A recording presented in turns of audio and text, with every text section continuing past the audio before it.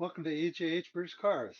So if you saw the previous video, you know that I was in Hershey a couple of weeks ago, and while I was there, I saw the display for Coker Tire, and I ordered the tires for the TR2, and they have arrived. So I thought I would use my new, well, not so new now, Harbor Freight manual tire changer. This doesn't sound particularly exciting, but these are chrome wire wheels. So I've not tried to do a set of wire wheels on this, and it doesn't have any special adapters, because normally you would have one, although I can probably make something with what I have. I also have a balancer, electronic balancer, and I'll show you how to use that as well. Anyhow, so let's go take a look. So here's one of them. This is our Michelin XAS's, which is an asymmetrical tire, which means if you look, that this side of the tread is different than this. So this mounts with this side toward the outside of the tire. So 165/15. And I bought it from Coker, and I think that they bought the dies, but it still had a tag on it, manufactured by Michelin North America, and it's certainly using the Michelin logos. Now they're built on the 24th week of 2025, so they're fairly new, a couple of months old. And the only thing I couldn't get is these are tubeless tires, and the spoke wheels, which are an older set, are not tubeless. New spoke wheels are often tubeless, which means A, they hold air without an inner tube, but they also have a ridge right around it, wind up just inside of this bead that helps keep the beads on, and when the tires go soft if you're getting a flat. It's a safety thing. So let's get set up and see how this works. So here's the wheel I want to take apart. This was the spare in the other car, so I bought another set of wheels that are 72 spoke, triple ace, 5.5 inch for this car, but I kept the 5 inch as a spare because it fits a little better. But as I'm going to use the 5 inch on the TR2, I bought another wheel, 72 spoke, to match the ones that are on the other car. So this is 60 spoke, triple ace. It's a Daytona wheel, or a Dayton wheel, Dayton wheel, just 15 by 5. And it has a tube. That's the one thing about this one that is less than desirable. This is a tube type rim, and you can't buy tubeless tires anymore. And what you would see, tube type rim, you'd see that this was impressed so that it went back up and down so that the bead snaps over it. So let's get it on the tire machine and get it hooked up. So it still needs to break the beads down. So I'm going to try using the built-in bead breaker on this, which struggled with my wife's giant Cadillac mag wheels. So these should be much more within his designed range. And I'm just putting a cloth over the metal piece here, and hopefully keep the chrome from getting messed up.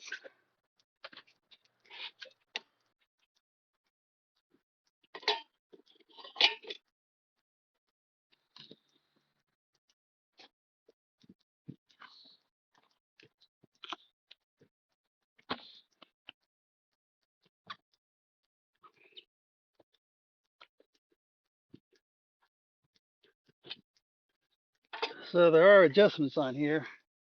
There's 3 length adjustment and a 2 height, and this one lowest, shortest, and that seemed to get the blade to bite in, so that's good.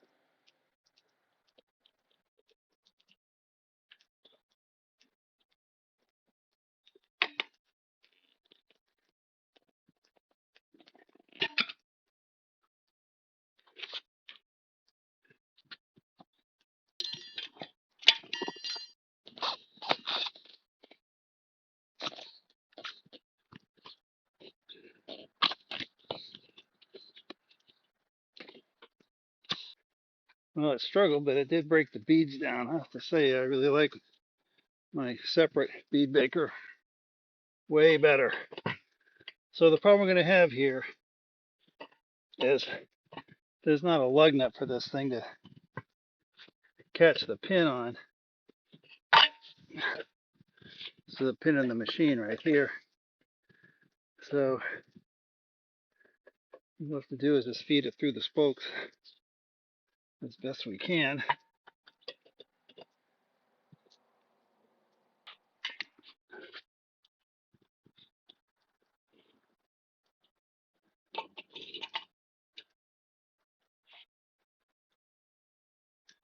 So one thing I'm not really liking is it's pushed that wheel off center.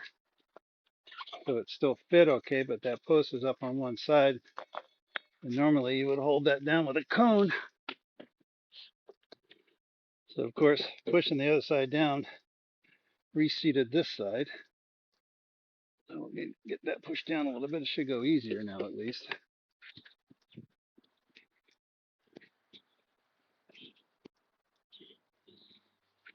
I want to get plenty of beads, I want to get plenty of lube on the beads.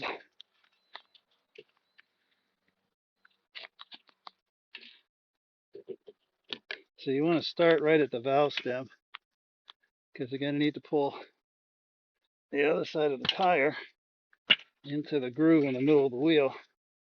You don't want it cutting against the valve stem. So we get the beads broke down, we'll put some bead lube on there. These are rim edge protectors, which obviously don't need on this rusty painted wheels, but chrome wheels kind of like to protect things a little bit. So we start, this is the valve over here, and this is where we lift it because you have to push the tire into that groove to make it enough room to come up and over. And we don't want the tire to be cutting against the valve of the tube. So we start over here. One thing, I don't, maybe it's because we're outside, but this is proper tire lube, but it sure evaporates fast. So we got the first one locked in.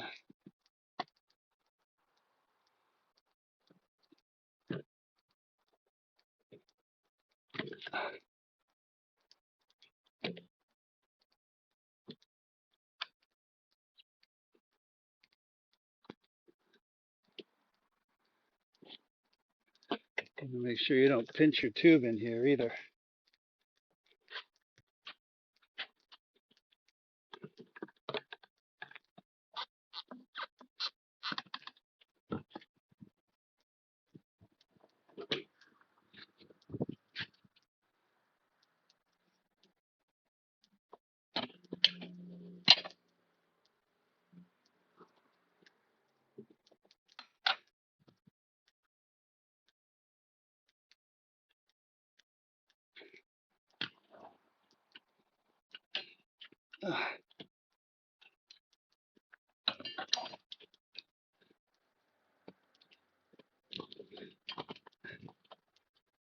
Good.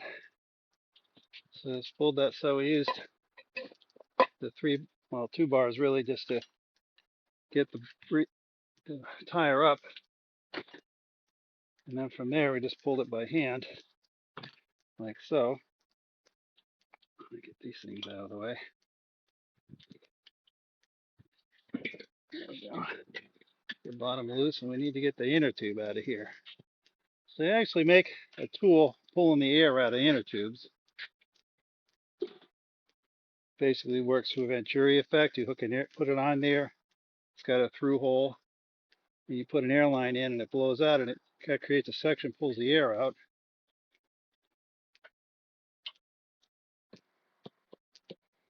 Wow. Don't be surprised if you're doing the tube and the tube sticks to the tire a bit. This one certainly is. It's been in there a long time. Probably 22 years.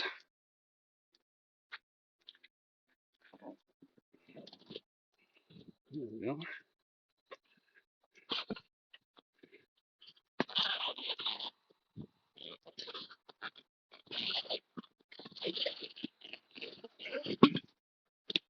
So there's the tube out. And you see all these marks. These are the ridges on the inside of the tire. And here,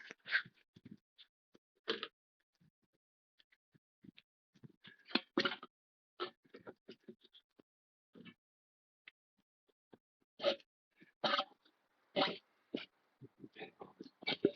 don't know how well you can see that, but there are the ridges. Found that if they're on a wheel that's being used, the wheel causes the sidewalls to flex, and the flexing of the sidewalls against the inner tube, eventually it rubs its way through, and it can take 10 years or so, but nonetheless it'll do it. And that's on a car that's not driven all that much. With the thick side of the tread facing up, it's the valve side. And lubricate these beads.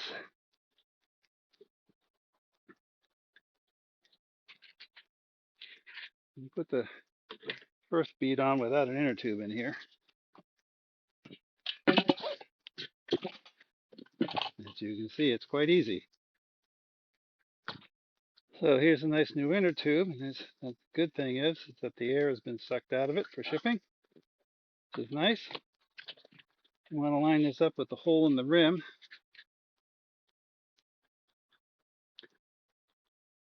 What I'm going to do is tuck this into the wheel, or the tire, I should say.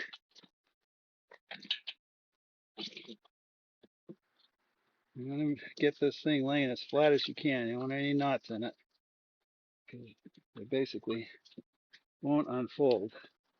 But you'll just put a twist in your tube, and then the tire will never run right, and the tube will develop a hole. The same reason that those ribs on the tire can wear through. If you get the toe folded against itself, it tends to make a stress line fracture in the rubber because it's bent over so tight, and then the flexing. So let's push this in. If I was really being fancy, I would have had some talcum powder and thrown it in here, but I don't.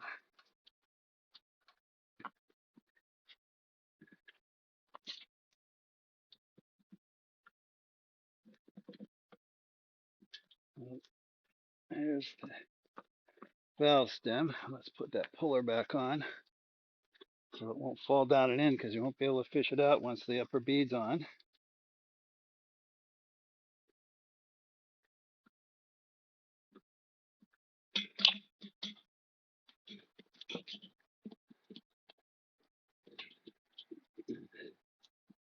Keep this tucked in the rest of the way.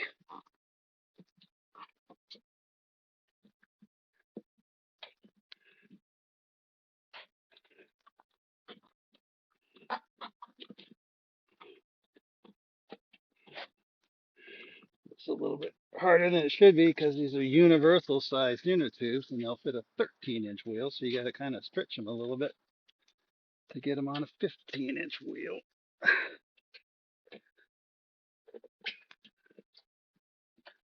All right, so that's in. And you want to make sure that it's pushed down as far as it can go, because you don't want to pinch this thing.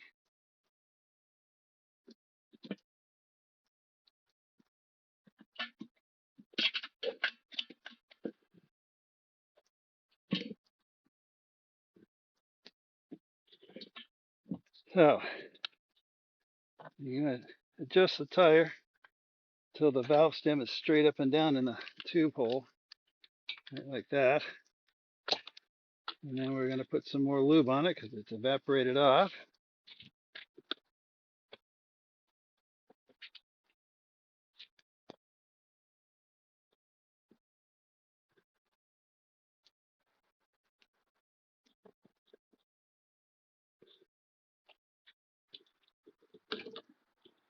And again, we're going to start away from the valve core.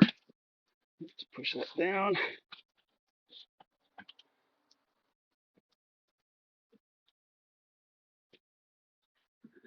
A little helping hand friend there. That's convenient.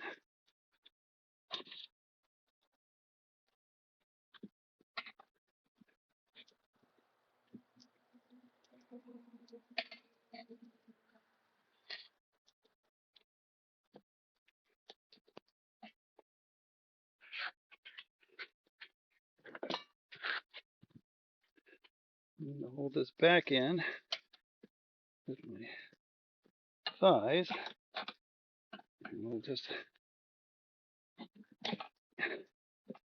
I need 2 tire irons to work this, because otherwise it's just going to keep popping up on the opposite side that's not caught down. And my little friend there, keep helping us.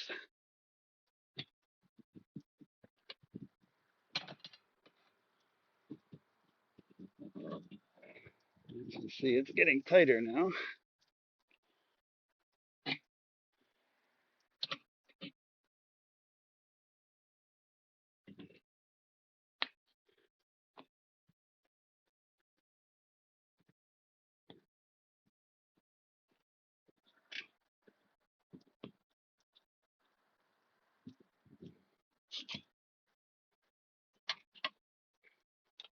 You don't want to put these irons in too deep or you'll pinch your tube.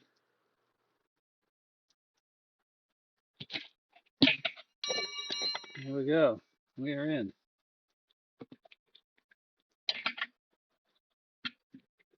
Oh, if we get an airline, we'll blow this up. You want to make sure that the tube's not caught anywhere in here. And we seem to be good as far as that goes. And once again, we'll add a little bit of lube just to help it seat in. And in all fairness, I walked away and put a new battery in the camera and stuff, so this has had a little while in the sun to get itself free. All right, so I'm going to make sure your tube is still centered.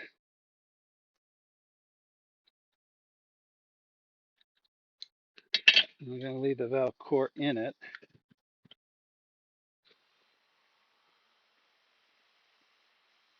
And don't be surprised, all this bubble, and that's the air between the tube and the tire squeezing out.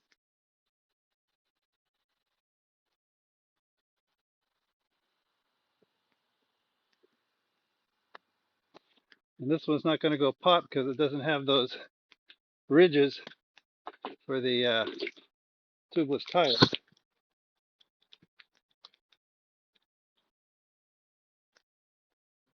This thing will bubble for a day or two, squeezing that last little bit of air out. And there we go, it's mounted. So now we get to see how well we can balance it with my homemade adapter. There you can see the one of the ways to make sure your bead is checked, particularly on a tubeless tire. There's usually a ridge right here. So you want to look at it all the way around. It should be the same size. And if it ain't the same size, do not stick your fingers down that crack, because it'll come up hard and fast and you'll lose a fingertip. And we can see the same thing here. Yep. All right, let's go to the balancer. I don't know that I've ever shown you this before. This is my tire balancer. It's a snap-on. It was designed for the home user. So it's a fully electronic dynamic balancer. The big difference is it doesn't have any electric motors. So after the wheel's mounted, this is the piece that clamps it on. It has a handle and you spin it up by hand and it beeps when you're turning fast enough, which is not really that fast. And then it has brakes and all that other good stuff to stop. So, you know, I do a few tires every year as opposed to 40 a day. If I did 40 a day, I get tired of spinning it up, but I don't do 40 a day. So it works really well and it works much like the other ones do. So you need to pick the size cone that will fit best.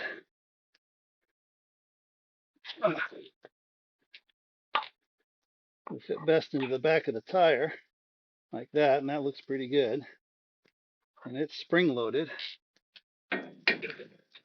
This plate here is going to touch against that to keep it square. So this centers it, that keeps it in line. And then lift this up, get it over that, and then the piece I made is this.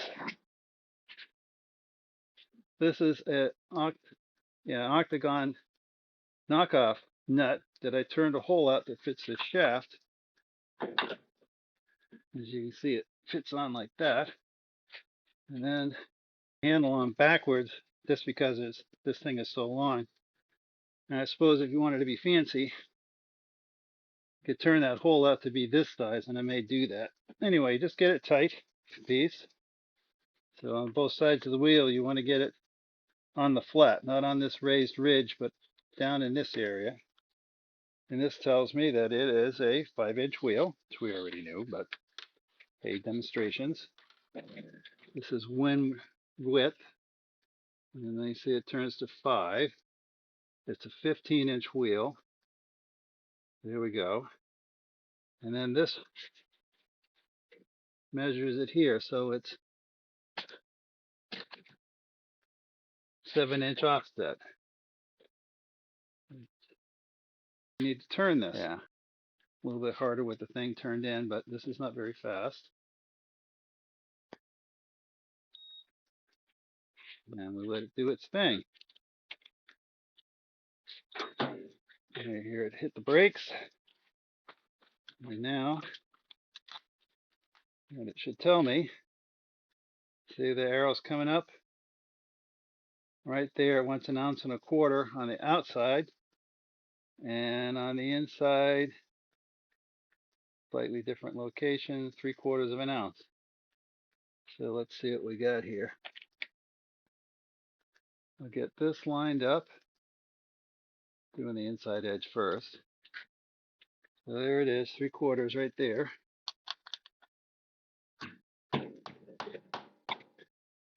There's that one. And we'll put 1 1/4 inch weight on there.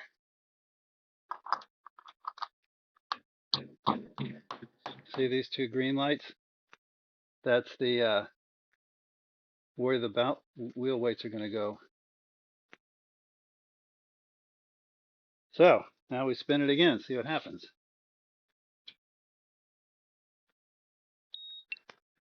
So after you get it mounted up, one of the things you want to do is spin it and look how that surface is. So look it against that straight edge on the toolbox. You see that that is very straight, particularly for a wire wheel. Then after you've got it, your weights in, you want to spin it again. Make sure it's okay, because sometimes it's off. And these wire wheels with these big hubs are a little sensitive. So let it go. Now let's see what it says. Comes the inside one. Wants 1/4 ounce right there. And the outside wants nothing. So there's the 1/4 ounce. This mark is the line. But you'll notice our weight's over here. So rather than putting a bigger weight on it, we'll just move it to about the midpoint, see if that affects it, because we're only talking about 1/4 ounce. That over, let's give it a whirl. You hear that beat? That's telling me that I've got it spinning fast enough.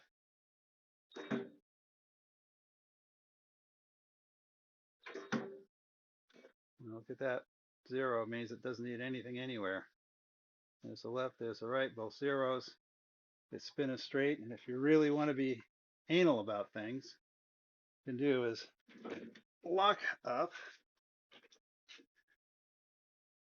and then turn it half a turn on the machine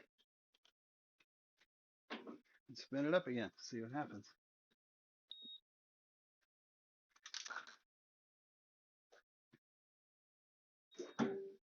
Still says 0. So it says the machine's okay, even though I haven't used it for a couple of months and, been using it as a coat hanger and everything else. So there it is, it's done. The only thing that would have been nice, we used to be able to get chrome wheel weights. Can't get those anymore though. So there's the first wheel done. And I think this wheel's actually never been on the road. This was the spare. So we'll probably put that on the car just to keep the best wheels looking. We'll take the wheel that's the most beat up and put that for the spare. Not that they're very bad, but the other 4 wheels, I noticed they're in the shed right now. But on the inside of the wheel, not this section, but the piece where the inner tube's at, you can see just a little bit of rust here and there. So I want to bet that a set of wire wheels, I would have got charged $75 a wheel to mount and balance them because I think it's like $50 just for standard wheels and being chrome and all that. So they were asking 200 for that machine. I think I talked them down a couple of dollars. But let's just say it was $200. If that was even $50 a wheel, I'm going to do 5 wheels. That's $250 that I've saved, and I did it to my level of what I want. Because if you get a tire, remember we were looking to see how flat it was when it was spinning. If you get a little bump, you can deflate the tire and rotate it on the rim a quarter turn or a half turn and see if that helps. On most modern tires, there's two dots, a yellow dot and a red dot. And they suggest lining the yellow dot up with the valve stem, and the red dot is the heaviest piece of the tire. So I really go for, does it run square? Because if it's not running square, it doesn't matter how perfectly balanced it is, you're never going to get the square to run smoothly, right? Just to exaggerate. So, I mean, when we used to, back in the day, 50 years ago, as hard as it is to imagine, when I worked at a tire shop, and we were selling retreads and bias ply and belted radials were pretty new on the American scene. I mean, they were putting radials on British cars from I think from the 50s, at least the 60s anyway. I know my TR4, one of the options was radial tires, and that car was sold in 1963, I think. It was probably built in 62. Uh, so anyway, but especially with recaps, those things were all over the place, and we were using old wheels that came off of, old cars. And so we used to have a problem that we would try to put Michelins on a car, and the tires are so straight that they couldn't compensate for the wheels. So by turning the tire on the rim, we even got recaps to run relatively square. You never get a recap to run perfectly square because they're just too far out of a line. But for the technology for the day, they were fine. Anyway, I digress. I go for squareness, and plus you want to make sure that, that'll show you if one of the beads hasn't set quite correctly. Because one of the ways to make sure the beads set correctly is to bring them up to about 50 pounds and then let the air out again. And if they haven't set at 50 pounds, let the air out, push the bead back down, re-lubricate because it probably was just dry. Anyway, I digress. I hope you enjoyed all that. Neil Rogers, he's a new member, just signed up recently. Don't forget to like, share, subscribe, and join, and we will see you next time.